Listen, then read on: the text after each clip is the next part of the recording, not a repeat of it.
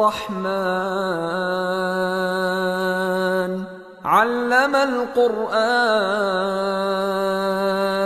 خلق الإنسان علمه البيان الشمس والقمر بحسبان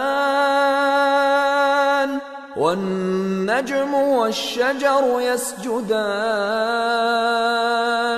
والسماء رفعها ووضع الميزان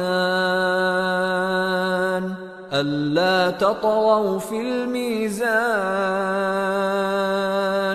وأقيموا الوزن بالقسط ولا تخسروا الميزان